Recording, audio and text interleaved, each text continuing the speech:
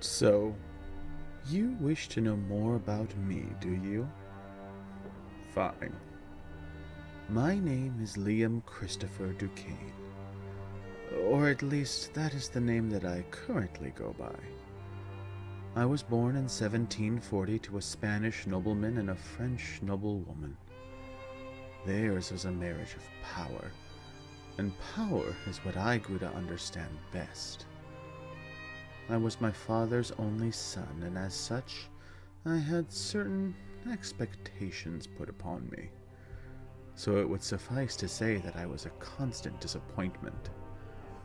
My father was a cruel man, taking out his frustrations on my mother and I with his fists.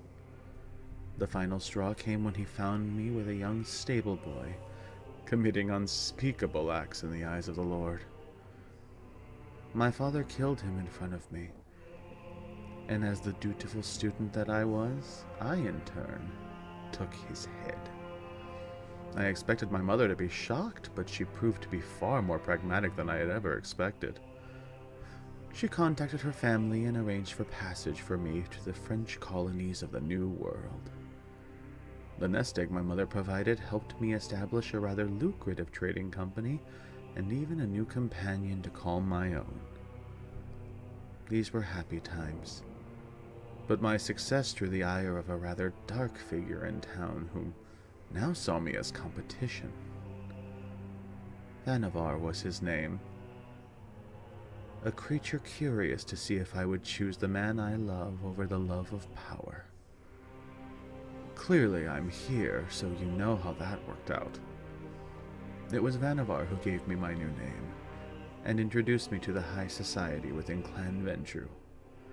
He taught me how to hone my new mental abilities, as well as the importance of playing the long game. Living in Louisiana, I began to adopt a local accent. For a southern gentleman tends to lull most strangers into a false sense of security. My time amongst the aristocracy even led me to meet a rather kindred spirit, if you will, in Miss Adele Baritow. Try as I might, I find it rather difficult to play the damsel in distress. Now, I do tend to put on this voice when I am speaking to humans, or those I'm none too familiar with, as character is what makes the moment. I am not much of a fighter, but I can take a hit, and I do make certain to pillage small keepsakes that I think might one day be useful.